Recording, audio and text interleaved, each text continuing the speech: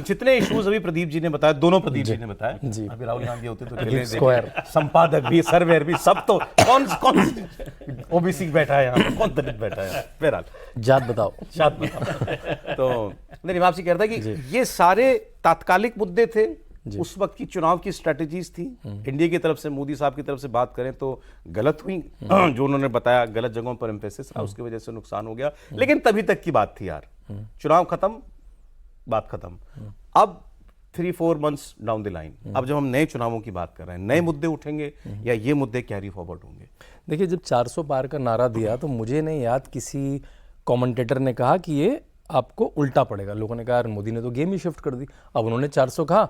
अब हम लोग जो हाइंड साइड में किसी भी एनालिसिस करना बड़ा आसान होता है। अब हम कहते हैं 400 पार खराब था, संविधान के बारे में बोलना खराब था। देखिए, राहुल गांधी बहुत सारे अटेम्प्ट्स कर रहे हैं। उन्होंने कास्ट का सेंसस का अटेम्प्ट करा, लेकिन उसके बाद वो तीनों स्टेट हार गए। लेकिन उनके पास कोई मुद्दा और बचा क्या है? देखिए, उनको पता है कि हम मुस्लिम अपीजमेंट करके सालों से सरकार चलाई, लेकिन अब वो इरेलेवेंट हो गया।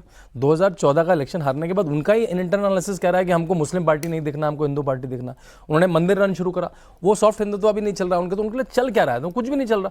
या तो गवर्नेंस अच्छी कर ले, वो हमने देखा नहीं कभी। कोई एग्जाम्पल आपको ना तो हिमाचल से दिखता है, ना कर्नाटका से दिखता है, तेलंगाना से दिखता है। तो उनका फोटे नहीं है कि मैं अच्छी डिलीवरी कर दूँ। तो उनको लगा अगर इशू कुछ बचा है जिससे मैं कुछ अपना कदम आगे बढ़ा सकता हूँ, तो वो कास्ट सेंसस, जाति, रिजर्वेशन है।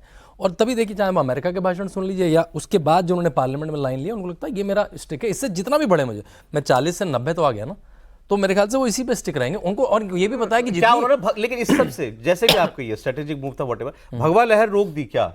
भगवा रन रुक गया क्या? देखिए, हाँ बिल्कुल, उसे मेरे ख्याल से बीजेपी को बैकफुट पे ला दिया। और ये जो दोनों प्रदीप जी ने अभी एनालिसिस करा, इसको भाजपा सुनेगी। और भाजपा ये इसको बार में कई बार सुन चुका हूँ इस बात को। आप उत्तर प्रदेश में जाएं तो इस बात को सुनते हैं कि जब भी बहुत जोर का भगवा लहर आएगी तो दलित समाज को लगेगा कि भाई सनातन का रूल आ रहा है, हम तो जो पुरानी सभ्यता ना आ जाए, फिर से हम पे अत्याचार न शुरू हो जाए। मतलब इतने ऑब्वियसली नहीं सोचेगा वो, लेकिन ये, और उसमें फिर आपका रिजर्वेशन, एक सेक्शन 100% जो है इस तरह से, और उस पे जब रिजर्वेशन, उस पे जब संविधान का लेयर चढ़ेगी तो एक माहौल बन सकता है। इसने ये जो आपने बातें, ये जो नारा 400 की इन्होंने बात की, देखिए आप 2014-2019 देखिए, जो नारे दिए 2014 में, बहुत हुई महंगाई की मार, अब की बार मोदी सरकार, ये कंप्लीट नारा है। उसके बाद जो है निर्णायक नेतृत्व, उस बालाकोट जो हुआ, राष्ट्रवाद। जो 24 का नारा है 400 पार, किस लिए अधूरा है वो अधूरा है। उसको आपने बताया नहीं कि क्यों चाहिए उसको।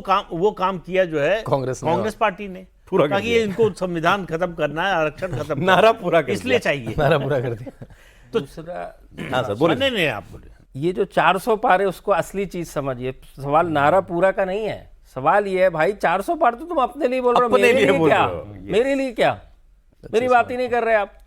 जब मेरी बात ही नहीं कर रहे आप, तो मैं तो भाई दूसरा रास्ता देखूं ना। जो लोग मेरी बात कर रहे हैं, जो कि अपोजिशन ने कहा कि आप क्या रिजर्वेशन चला जाएगा, हम उसको प्रोटेक्ट कर रहे हैं, संविधान बदल देंगे, वगैरह वगैरह वगैरह।